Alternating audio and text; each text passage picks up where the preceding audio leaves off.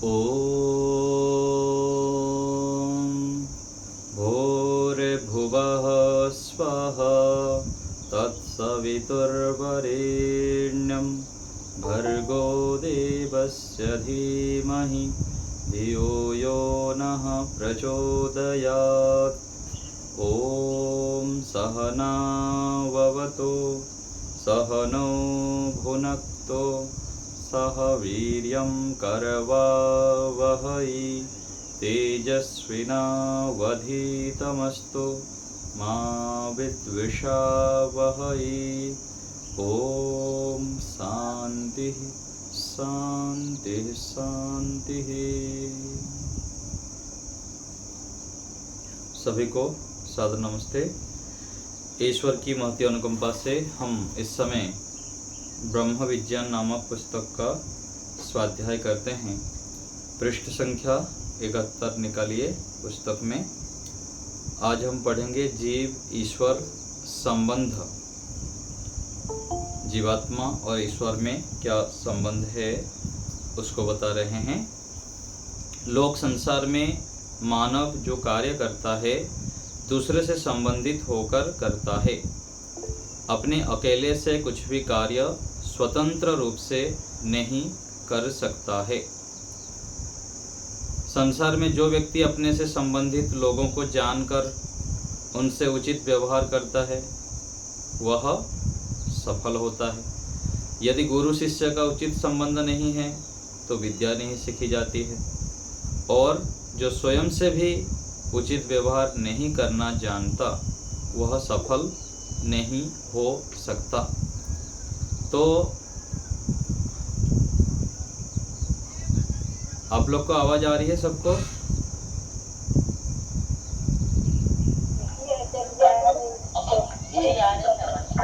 ठीक है। तो बता रहे हैं कि संबंध के बिना हम यहाँ व्यवहार ठीक से नहीं कर पाते हैं। उचित संबंध होने पर संबंध यदि ठीक से हमको ज्ञात होता है तो हम अच्छे प्रकार व्यवहार कर पाते हैं। और अपने साथ भी स्वयं के साथ भी हम अच्छे व्यवहार करते हैं। स्वयं के विषय में हम जानते हैं किस लिए हमको मनुष्य जीवन मिला है, क्या करना चाहिए। तो फिर हम जीवन को पुरुषार्थ में बनाते हैं, आलस्य प्रमाद से युक्त नहीं करते हैं, समय व्यर्थ नहीं करते हैं। तो आत्मा को आवश्यकता है ईश्वर आनंद की। जो आत्माएं हैं उनको क्या आवश्यकता है? ईश्वर की आनंद की। क्योंकि ईश्वर के आनंद से ही हम पूर्ण सुख शांति को प्राप्त करते हैं, तृप्ति को प्राप्त करते हैं और स्थिर सुख को प्राप्त कर पाते हैं। तो आत्मा ही आत्मा का बंधु है और वही शत्रु भी है। ईश्वर जीव का संबंध पिता पुत्र का संबंध है। जैसे मंत्र में कहा गया है कि त्वम ही नः पिता वसो त्वम माता शतक्रतो बभूविथ। यदि इसको समझते हैं तो योग में सफल होंगे। तो इस मंत्र में कहा गया है कि परमात्मा आप हमारे माता है, पिता है, आप महान हैं, हमारे रक्षक हैं। तो जब हम ऐसे समझते हैं तो योगाभ्यास में सफल होते हैं। योग के मार्ग पर, मोक्ष के मार्ग पर ठीक से बढ़ पाते हैं। यदि इसको नहीं जानते या ईश्वर से अयोग्य संबंध जोड़ते हैं तो विफल होंगे। लोक के माता पिता से ईश्वर का मातृत्व, पितृत्व अधिक है। यहाँ जैसे हम माता पिता के साथ संबंध करते हैं, भाई बहन के साथ संबंध, मित्रों के साथ संबंध, गुरु के साथ संबंध बढ़ाते हैं, उससे भी अधिक ईश्वर हमारे से नज़दीक है। और हमारे ईश्वर के साथ इस प्रकार से संबंध हमें बनाना चाहिए। वो संबंध बहुत ही आवश्यक है। लोक में अच्छे धार्मिक पुत्र पुत्रियां अपने माता पिता से ठीक अच्छे संबंध रखते हैं जो धार्मिक होते हैं। परंतु क्या उनके ईश्वर से भी ऐसे संबंध है? जो धार्मिक व्यक्ति हैं माता पिता से संबंध अच्छे रखते हैं, क्या ईश्वर के साथ भी रखते हैं क्या? यदि नहीं तो विफल होंगे, जितनी सफलता मिलनी चाहिए वो नहीं मिलेगी। श्रेष्ठ तो है, आदर्श तो है यदि अच्छे संबंध रखते हैं, लेकिन विशेष सफल नहीं हो पाते हैं यदि ईश्वर से संबंध नहीं रहता है। तो ईश्वर से तो नाम मात्र का संबंध रखते हैं। जो धार्मिक व्यक्ति होते हैं वह ईश्वर से केवल थोड़ा सा ही ये रखते हैं, नाम मात्र का संबंध रखते हुए चलते हैं। ईश्वर की सत्ता ही में संशय या भ्रांति होगी तो उसके साथ उचित व्यवहार क्या करेंगे। तो यदि संशय हो गया तो व्यवहार नहीं कर पाएंगे, यदि भ्रांति हो गई, मिथ्या ज्ञान है, तो ईश्वर से संबंध भी नहीं जोड़ पाएंगे। जो जाते हैं दूर दूर भगवान का दर्शन करने के लिए, तो कैसे ईश्वर से संबंध जोड़ेंगे। वो तो मानते हैं कि ईश्वर तो वहाँ पर है, वहाँ जाके दर्शन कर दिए और आगे। तो ईश्वर से संबंधित यदि संशय है, भ्रांति है, तो भी ईश्वर से संबंध ठीक से जुड़ नहीं पाएगा। संशय दूर होने पर ही ईश्वर से संबंध जोड़ने की बात होती है। हम सिद्धांत में ईश्वर का और व्यवहार में टार्च का मूल्य अधिक समझते हैं। जब हम पढ़ते हैं, सुनते हैं, तो उस समय तो ईश्वर का मूल्य समझते हैं, लेकिन व्यवहार में जब आ जाते हैं तो ईश्वर को छोड़ देते हैं और छोटे छोटे जो व्यवहार प्रायोगिक चीज होता है उसको हम अधिक मूल्यवान मानते हैं ईश्वर से भी। जब तक व्यवहार में ईश्वर के मूल्य का पता ना लगे तब तक उससे संबंध नहीं जुड़ेगा। तो व्यवहार में भी हमको ईश्वर का मूल्य पता होनी चाहिए, ईश्वर कितना हमारे लिए महत्वपूर्ण है, ईश्वर से जुड़ना कितना आवश्यक है। यदि समझ लेंगे तो उसको फिर प्रधानता देंगे। एक होता है गौण, एक होता है प्रधान। प्रधान एक महाभाष्य में आता है कि प्रधान अप्रधानयोः प्रधान कार्य संप्रत्ययः। तो प्रधान और अप्रधान में से अधिक हमको प्राथमिकता किसको देनी चाहिए? प्रधान चीज़ों में। प्रधान में यदि हम प्रधान को प्राथमिकता देंगे तो फिर जीवन में सफल होंगे, सुख शांति से युक्त होंगे। तो ईश्वर क्या है? प्रधान है, और बाकी सभी संबंध और वस्तुएं, स्थान आदि गौण हैं। साधकों को शब्द व अनुमान प्रमाण से ईश्वर को मानकर संशय दूर करके फिर अभ्यास से प्रत्यक्ष प्रमाण से अनुभव करना चाहिए। पहले शब्द प्रमाण से, फिर अनुमान प्रमाण से, फिर धीरे धीरे ध्यान का अभ्यास करते हुए, आंतरिक जगत में प्रवेश करते हुए आगे ईश्वर का प्रत्यक्ष भी करना चाहिए। तो धीरे धीरे बढ़ना पड़ता है। शब्द प्रमाण से विश्वास करेंगे, फिर अनुमान प्रमाण से भी दृढ़ निश्चय करेंगे और आगे चलकर फिर प्रत्यक्ष करना है। उसके लिए अभ्यास करनी है, सुबह शाम ध्यान में बैठना है, मन को एकाग्र करने के लिए खान पान को भी ध्यान रखनी है, जीवनचर्या को भी ठीक ठीक करना है। व्यवहार में प्रयोग, निरीक्षण, परीक्षण करते रहना चाहिए। कैसे परीक्षण करेंगे? क्या निरीक्षण करेंगे? तो परीक्षण यह करना है कि ईश्वर में हमारी कितनी रुचि हो रही है, कितने समय हम ईश्वर को स्मरण कर पा रहे हैं। रात को सोने से पहले देखिए कि दिन भर में ईश्वर की आज्ञा का पालन कितना किया, कितना उससे विरोध चला, क्यों हुआ ऐसे। तो निरीक्षण परीक्षण करने पर फिर व्यक्ति सावधान होके आगे बढ़ता है, फिर सफल होता है। नाम और नामी का पता जिज्ञासु को होना चाहिए। नाम और नामी का अर्थ व फल जानने से विद्या प्राप्त होती है। हमारा पिता सर्वव्यापक ईश्वर ओम नाम वाला सर्वरक्षक है, उसके बिना संसार टिक नहीं सकता। तो ओम क्या है? नाम है, और नामी ईश्वर है। जैसे किसी का नाम राम है तो राम उस शरीर का नाम है, और जो ये जिस शरीर को कहा जा रहा है, जिसको कहा जा रहा है, वो नामी है। तो ओम ईश्वर का वाचक है, और जो वाच्य है परमात्मा नामी है, ईश्वर है। तो परमात्मा के बिना संसार टिक नहीं सकता है। जो संसार का पालन पोषण आदि हो रहा है वो ईश्वर से ही हो रहा है। तो ईश्वर के बिना ये संसार थोड़े काल के लिए भी टिक नहीं सकता है। और जड़ पदार्थ और प्राणधारी सब उसके सहारे टिके हुए हैं। हम थोड़े काल के लिए जब जागरूक होके विचार करेंगे अपने विषय में, संसार के विषय में, तब पता लगेगा कि कितने महान रचना है ईश्वर के द्वारा।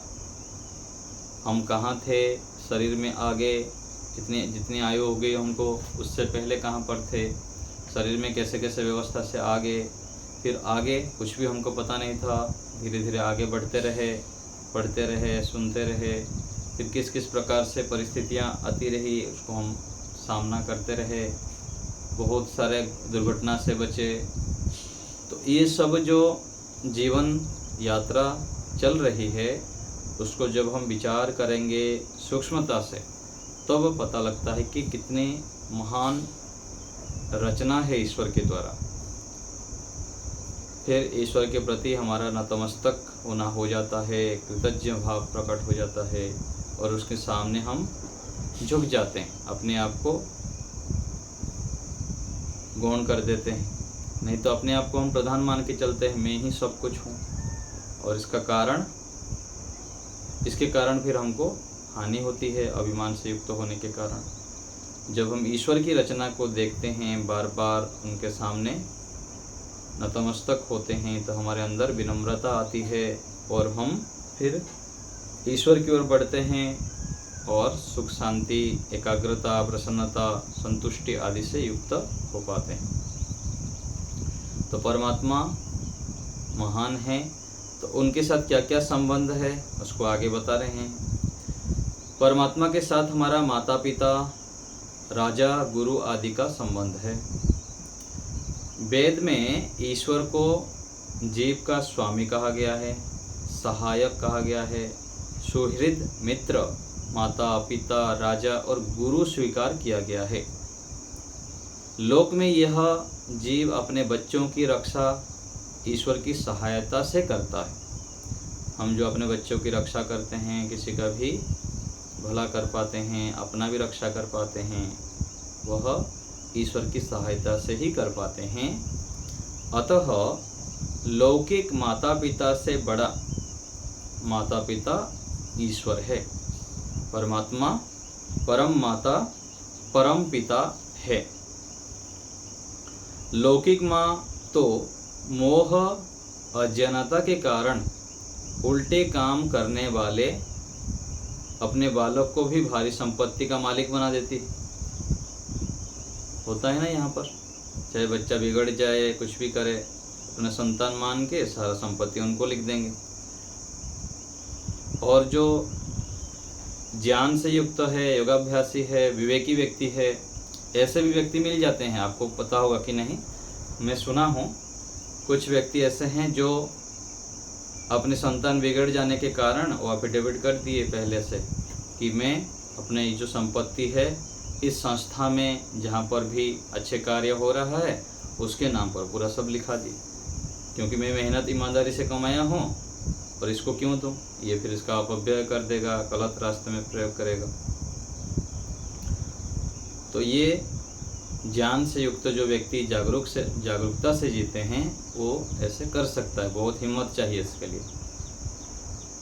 नहीं तो फिर अज्ञानता के कारण भी उल्टे काम करने वाले बालकों को भी अपनी सारे संपत्ति का मालिक बना देते हैं। परंतु ईश्वर ने यह धरती आर्य को दी है। आर्य ईश्वर पुत्र। आर्य किसे कहते हैं? जो ईश्वर के पुत्र हैं। निरुक्त शास्त्र में लिखा है। जो श्रेष्ठ है, आज्ञाकारी, ईश्वर के गुण कर्म स्वभाव को धारण करने वाले उद्यमी को दी है ये जो संसार है। अब आज्ञाकारी, जो आज्ञा नहीं पालन करने वाले हैं, जो अनाड़ी है, ऐसे संतान को ये जो धरती है ईश्वर नहीं दिए हैं। हाँ, अलग बात है कि यहाँ पर जो आत्माएं हैं सब बिगाड़ रहे हैं, अनिष्ट कर रहे हैं। यदि आर्य लोग एकजुट हो जाएंगे, मजबूत हो जाएंगे, अपनी सामर्थ्य को जान लेंगे, अपनी शक्ति को जगा देंगे, तो फिर पूरा आर्य का शासन भी हो सकता है, कोई असंभव नहीं है। जैसे उपनिषद में एक जगह पर आता है ना, कोई राजा घोषणा करते हैं कि ना में स्तेन जनपदे ना कदर्यो ना मद्यपो ना अग्निहोत्र, तो मेरे राज्य में कोई भी ऐसा व्यक्ति नहीं है जो कि चोर हो और असंयमी व्यक्ति हो और मूर्ख हो और बिना यज्ञ के कोई भोजन करता हो, ऐसे भी नहीं है। तो ये भी इतिहास में वर्णन आता है। तो अभी भी यदि श्रेष्ठ कोई विशेष आत्माएं आ जाएं संसार में तो ऐसे हो सकता है, कोई असंभव नहीं है। अलग अलग युगों में महापुरुष आए हैं और अपने प्रयास से काफ़ी संसार का परिवर्तन किए हैं। तो अभी भी यदि ऐसे माता पिता पुरुषार्थ करें, ब्रह्मचर्य आदि पालन करते हुए तपस्या करके ऐसे महान आत्माओं को धरती पे ला सकते हैं, तो फिर से हमारा जो राज्य है, देश है अथवा पूरा विश्व है, आर्यत्व से युक्त हो सकता है। तो परमात्मा ने इस सृष्टि जो दिए हैं आर्यों के लिए दिए हैं, जो श्रेष्ठ गुण कर्म स्वभाव से युक्त हैं उनके लिए दी है। पिता की आज्ञा अनुसार चले सो पुत्र है, वरना नहीं। पुत्र किसे कहेंगे? जो पिता माता के आज्ञा अनुसार चले, क्योंकि ईश्वर हमारा माता पिता है। अतः यदि हम उसके विचार के साथ चलते हैं तो उसके पुत्र हैं, अन्यथा नहीं हैं। ईश्वर के आदेश मानने पड़ेंगे यदि उसका पुत्र बनना चाहते हैं तो यदि हम ईश्वर के पुत्र हो जाएंगे क्या क्या लाभ होगा उसके ऊपर विचार करें। तो ईश्वर की आज्ञा का पालन करके जब हम उनके पुत्र बन जाते हैं तो विशेष, जैसे यहाँ पर माता पिता होते हैं, जो चाहे वो दे देते हैं संतानों को, तो ऐसे ही हम यदि ईश्वर के पुत्र पुत्रियाँ हो जाएंगे तो फिर हम भी जो चाहेंगे वो मिल जाएगा, ईश्वर हमको दे देंगे सब कुछ। तो ईश्वर के पुत्र पुत्रियाँ होने के लिए हमें बहुत अधिक पुरुषार्थी बनना है, नहीं तो ईश्वर फिर देंगे नहीं अपना सुख। जैसे यहाँ पर तो बता दिया ऊपर कि जो लौकिक माता पिता होते हैं अज्ञानता के कारण उल्टे काम करने वाले को भी संपत्ति आदि दे देते हैं, योग्यता ना होने पर भी। लेकिन ईश्वर वैसे नहीं करते हैं। ईश्वर के आज्ञा के अनुसार चलने से ही वो सब धन संपत्ति आदि हमारे नाम पर लिखा देंगे। सृष्टि का पूरा जितने भी ऐश्वर्य चाहिए, जो भी हमको अच्छे से अच्छे सुख चाहिए, वो सब कुछ ईश्वर दे देते हैं जो उनके पुत्र पुत्रियां होते हैं। आगे है गुरु शिष्य व स्वामी सेवक संबंध। ईश्वर हमारा गुरु है, हम उसके शिष्य हैं। ईश्वर स्वामी हैं, हम सेवक हैं। तो उसकी आज्ञा आदेश हमारे लिए क्या है? यदि हमारे ईश्वर स्वामी हैं, हमारे गुरु हैं, तो हमारे लिए क्या आज्ञा है? उनका पालन हमें अवश्य करना चाहिए। ईश्वर के आदेश का पालन करना धर्म है, विरुद्ध चलना अधर्म है, अन्याय है, अविद्या है, अज्ञान है। ईश्वर सर्वज्ञ है, सर्वशक्तिमान, आनंद से परिपूर्ण होने से कभी भूल नहीं करता है ईश्वर।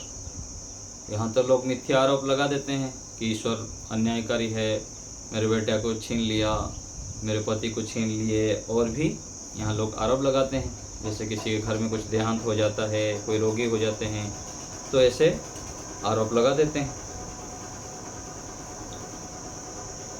लेकिन ईश्वर सर्वज्ञ होने से, सर्वशक्तिमान होने से बिल्कुल ठीक ठीक न्याय करते हैं, 1% भी अन्याय नहीं करते हैं। जो भी हमारे साथ घटित हुआ है, जो हो रहा है, उसमें हमारा कर्म ही कारण बनता है, और हमारे जन्म जन्मांतरों के कर्मों के कारण और इसी जीवन के कर्मों के फलस्वरूप आज हम यहाँ पर हैं। सुखी हैं, दुखी हैं, कम सुखी हैं, अधिक सुखी हैं, वह सब हमारे कर्मों के कारण हैं। जैसे हम कर्म किए उसके आधार पर ईश्वर सब ठीक ठीक न्याय करते हुए हमको भी दे रखें। और अभी हम पुरुषार्थ करेंगे, पुरुषार्थी बनेंगे, तो आगे भी और अधिक देंगे सुख शांति ऐश्वर्य। ईश्वर परिपूर्ण है, अतः अपनी कमी पूर्ण करने हेतु कोई स्वार्थ का काम नहीं करता है ईश्वर। यहाँ तो हम परिपूर्ण ना होने से स्वार्थ की पूर्ति के लिए दूसरे के साथ अन्याय कर लेते हैं, किंतु ईश्वर कभी भी अन्याय नहीं करते हैं, क्योंकि वो पूर्ण है। जो पूर्ण है उसको क्या जरूरत है। जैसे माता पिता कोई पूर्ण है, धन बल ऐश्वर्य सबसे पूर्ण है, तो अपने संतानों से क्यों इच्छा करेंगे, उनको तो देते ही देते जाएंगे। जबकि लौकिक गुरु में ऐसी संभावना है कि अपरिपूर्ण होने से, परिपूर्ण ना होने से वो कुछ भी अन्याय भी कर सकते हैं और गलत व्यवहार भी कर सकते हैं। गुरु है, माता पिता है, कोई भी है यहाँ पर व्यवहार में। ईश्वर सर्वोपरि है, अतः उसका निर्णय अंतिम होगा। यहाँ पर हमारे साथ कोई भी कितना अन्याय कर ले, गलत व्यवहार कर ले, छल कपट कर ले, धोखाधड़ी कर ले, करता रहे, वहाँ पर एक वाक्य हमको बोलना होता है, ईश्वर न्याय करेगा। छोटे मोटे बात होने पर बोल देना है, कोई बात नहीं। और यदि कोई हमारे साथ अन्याय करता है, बलवान है, हम उसके साथ कुछ कर नहीं पा रहे हैं, बार बार वो हमारे ऊपर अत्याचार करता है अथवा गलत व्यवहार करता है, तो वहाँ पर ऐसे सोचना है कि चलो करने दो जो करना है, ईश्वर अंत में न्याय करेंगे। ईश्वर की न्याय व्यवस्था से ये बच नहीं पाएगा, ये सत्य है। जब कोई कहे ये अच्छा है, कोई कहे वह अच्छा है, सो क्या अच्छा या बुरा, यह अंतिम निर्णय परम गुरु परमेश्वर का ही मान्य होगा। यहाँ पर ऐसे भी हो जाता है, कोई गलत काम कर रहा है, धोखाधड़ी कर रहा है, और भीतर भीतर बहुत सारा अन्याय करता रहता है, और बाहर से उसकी बहुत प्रशंसा है, बहुत वाह वाह हो रहा है, धन संपत्ति ऐश्वर्य से भरा हुआ है, ऐसे भी देखने को मिलता है यहाँ पर। लेकिन अंतिम निर्णय तो वहाँ पर ईश्वर करेंगे। कुत्ता बना देंगे, गधा बना देंगे, घोड़े बना देंगे, सांप बिच्छू कीड़े बना देंगे, अंतिम निर्णय ईश्वर फिर करते हैं। ऐसे मान के हम ईश्वर को स्वामी माने, गुरु माने, उनको न्यायाधीश माने। आगे उपास्य उपासक संबंध ईश्वर के साथ। ईश्वर भजनीय, उपासना करने योग्य है, ऐसा समझकर उपासना करते हैं तो हम उसका लाभ उठा पाएंगे। उपासना अर्थात जिसके विषय में हम हर समय विचार करते हैं, जिसके समीप बैठते हैं, जिसके विषय में सोचते रहते हैं, जिनका संगति करते हैं, वो क्या है, उपासना है। समीप रहना, तो दिन भर हम किसके समय में अधिक रहते हैं, संसार के संबंध में रहते हैं, विषय भोग आदि के संबंध में रहते हैं, लेकिन ईश्वर से संबंध, ईश्वर की उपासना कम कर पाते हैं। अधिक संबंध हमें ईश्वर के साथ रखनी चाहिए, उनके समीप रहना चाहिए, उनके अनुभूति को अपने मन में बनाए रखना है। एक वैज्ञानिक प्रकृति विकृति की उपासना यह मानकर करता है कि उससे मेरा पूर्ण कल्याण हो जाएगा। तो यहाँ पर संसार में होता है, वैज्ञानिक यहाँ प्रकृति के विषय में खोज करता रहता है, उसकी उपासना दिन रात लगे रहते हैं, रात रात भर। क्यों लगे रहते हैं? ऐसे सोचते हैं कि मैं ये इसको कुछ नया खोज कर लूँगा तो मेरा कल्याण हो गया, मेरा वाहवाही हो जाएंगी, नाम मेरा बहुत दिनों तक लोग स्मरण रखेंगे। ऐसे करके प्रकृति का संसार का उपासना करता है वैज्ञानिक। उन सांसारिक वस्तुओं को उपास्य मानता है जिनसे यह कामना कभी पूर्ण नहीं होती है। संसार के वस्तुओं से, संबंधों से यदि हम सारे कामना पूर्ण करने की इच्छा रखेंगे तो कभी भी पूर्ण नहीं हो सकता। चाहे जितना बड़ा वैज्ञानिक हो, धनवान हो, चक्रवर्ती राजा हो जाए। चक्रवर्ती राजा किसे कहते हैं? पूरा संसार की जो राजा होता है, एक भारत नहीं, पूरा विश्व के जो राजा होता है ना, उसको चक्रवर्ती राजा कहते हैं। पहले जमाने में होता था ऐसे। युधिष्ठिर जी ने थे चक्रवर्ती राजा, पूरा विश्व के राजा। तो चक्रवर्ती राजा हो जाए अथवा प्रकृति विकृति के उपासक, प्रकृति अर्थात जो मूल प्रकृति है, और विकृति ये जो संसार दिख रहा है ना, ये प्रकृति के विकृत रूप है, प्रकृति से ये बना हुआ है, तो उसको विकृति बोलते हैं। तो इसके उपासक जो होते हैं वह कभी भी पूर्ण सुखी नहीं हुए हैं आज तक, और आगे भी नहीं हो सकते हैं। किसी के साथ सुख के लिए संबंध जोड़ना उसकी उपासना है। जीव कर्म करने में स्वतंत्र है और फल भोगने में ईश्वर के अधीन है। यह जीव ईश्वर का संबंध है। तो कर्म करने में तो स्वतंत्र है, किंतु फल ईश्वर के अधीन रहता है। परीक्षा देने में हम स्वतंत्र है, फल में बैठ के परीक्षा दे देंगे, लेकिन जो आंसर आएगा उसका रिजल्ट उधर अध्यापक के हाथ में रहता है। संसार की उपासना में 4 प्रकार के दुखों से मिश्रित सुख मिलेगा। परिणाम दुख, ताप दुख, संस्कार दुख और गुणवृत्ति विरोध दुख, जो योग दर्शन में आया है, उसको 4 दुख बोलते हैं। तो संसार के कोई भी व्यक्ति, वस्तु, स्थान आदि है, उसमें 4 प्रकार के दुख मिला हुआ रहता है। एक सुख तो मिलता है, लेकिन साथ साथ 4 प्रकार का दुख भी छिपा हुआ रहता है। परंतु ईश्वर की उपासना से ईश्वर का विशुद्ध ज्ञान, बल, आनंद प्राप्त होगा। यदि हम ईश्वर की उपासना करेंगे, उनके सानिध्य में बैठेंगे, उनकी आज्ञाओं का पालन करेंगे, सावधान रहेंगे, जागरूक रहेंगे, तो शुद्ध ज्ञान, बल, आनंद प्राप्त होगा। कोई भी व्यक्ति क्षण भर के लिए भी ज्ञान, कर्म, उपासना से रहित नहीं रह सकता। तो यहाँ संसार में कोई भी व्यक्ति, जो भी यहाँ पर संसार में है, मनुष्य वह अथवा प्राणी, कोई भी प्राणी हो, ज्ञान, कर्म, उपासना से अलग नहीं रह सकता। मन में कुछ ना कुछ सोचेगा ही, सोचने से भी मानसिक कर्म हो जाता है। कोई कर्म करता है, इसके विषय में विचार करता है, तो कर्म तो होता ही रहता है। या तो संसार की उपासना या ईश्वर की उपासना बनी रहती है लगातार। 2 में से कभी भी अलग नहीं हो सकते। यदि बैठ के कोई कर्म कर रहे हैं, विचार कर रहे हैं, किसी को कुछ बता रहे हैं, तो 2 बातें ही बताएंगे, तो ईश्वर से संबंधित और दूसरा संसार से संबंधित। तो ये हो गया उपास्य उपासक। आगे एक संबंध देखते हैं, व्याप्य व्यापक संबंध। जीव ईश्वर का व्याप्य व्यापक संबंध किस रूप में रहता है? तो उदाहरण दे रहे हैं, एक लोहे के गोले को तपाने के बाद अग्नि के अंदर और बाहर गोला अग्निवत दिखाई देगा। जब लोहे को अग्नि में डाल देते हैं, पूरा तपा देते हैं, तो लोहा कैसे दिखता है? पूरा अग्निवत दिखता है, अग्नि के समान हो जाता है पूरा। गोला व्याप्य है और अग्नि व्यापक है। उस गोले के अंदर पूरा चारों ओर व्यापक रूप में अग्नि है। जो अग्नि अंदर बाहर रहती है वह व्यापक, और जिसके अंदर रहे वह गोला व्याप्य है।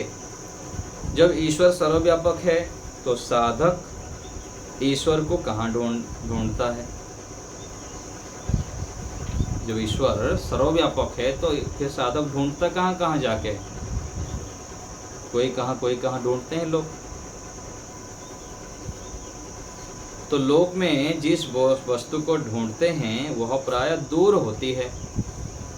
इस तरह जो व्याप्य व्यापक संबंध को नहीं जानता वह ईश्वर को भी नहीं जान पाता है, नहीं जानता है।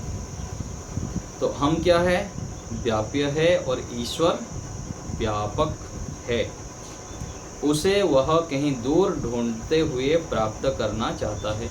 दूर दूर जाता है ढूंढने के लिए, वहाँ प्राप्त करना चाहता है। वहाँ दर्शन कर लूँगा तो मेरे मनोकामना पूर्ण हो जाएंगे, सिद्धियाँ मिल जाएंगी, यह भावना लेके अज्ञानता के कारण चलता है।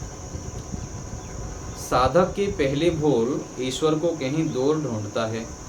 दूसरा, अपने निकट, ऊपर नीचे, दाएं बाएं तो मान लेता है, स्वीकार करता है, पर शरीर में नहीं समझता, शरीर के अंदर भी विद्यमान है ये नहीं समझता है। तीसरा, बाहर मानता हुआ अपने शरीर में भी खोजना आरंभ कर देता है। बाहर तो मानता है, फिर अंदर भी सोचता है कि शरीर के अंदर ढूंढता हो ईश्वर कहाँ पर है। परंतु जीव स्वयं जहाँ रहता है वहाँ अपने आप को छोड़कर शेष शरीर में ईश्वर को खोजता है, क्योंकि उसको व्याप्य व्यापक संबंध का सही ज्ञान नहीं है, इसलिए वो ढूंढता रहता है। किंतु वास्तविकता क्या है?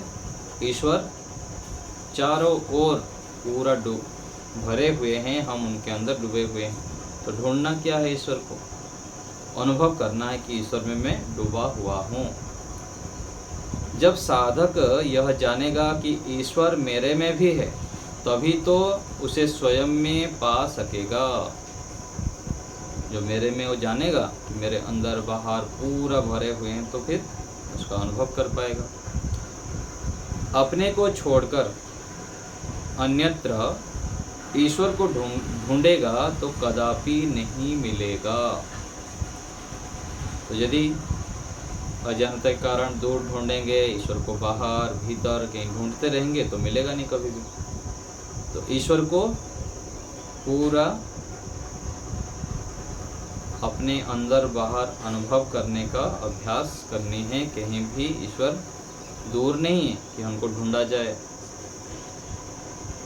ईश्वर में गोता लगाने की विद्या आनी चाहिए। ईश्वर में गोता लगानी है। कैसे? जैसे समुद्र में गोता लगाता है। समुद्र में हम कैसे लगाते हैं? स्विमिंग पूल में जाते हैं, कहीं नदी में तैरने जाते हैं, तो कैसे दो गोता लगाते हैं?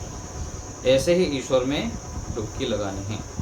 अज्ञान अधर्म जलाने पर लक्कड़ रूपी संसार जल जाता है, तो ज्ञान अग्नि में ईश्वर दिखने लगता है। देखिए यहाँ उत्तर दे दिया ना, विशेष इसको हैंडराइटिंग करके अंडरलाइन करके रखिए।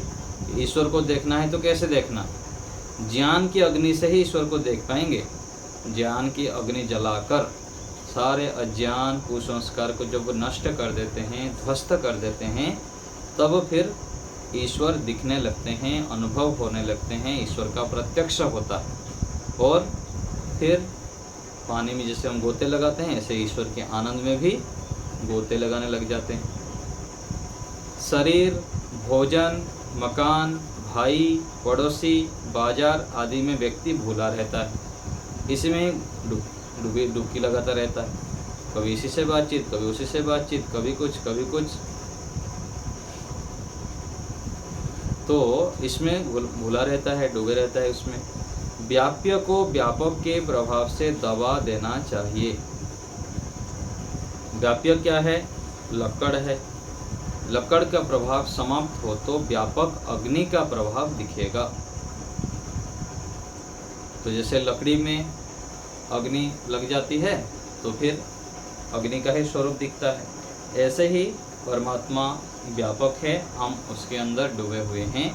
इसको हमें अनुभव करना है, प्रत्यक्ष करना है, इसका अभ्यास करनी है, तब फिर ईश्वर के साथ हम व्याप्य व्यापक संबंध बना सकते हैं।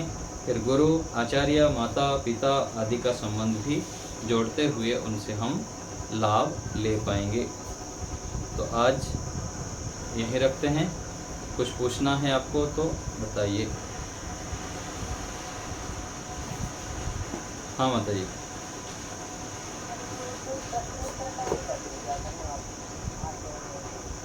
फिर से बोलिए, क्या बोल रहे हैं? कोई प्रश्न उत्तर रहता रख लिया करो। हाँ, अंतिम में तो प्रश्न होता है ना, पूछिए क्या पूछना है। नहीं, आप प्रश्न पूछें और हम उत्तर दें, ऐसा रख लिया करो। अच्छा अच्छा, हाँ कर लेंगे, वो भी कर लेंगे। बस और ईश्वर में डूबना बता दीजिए।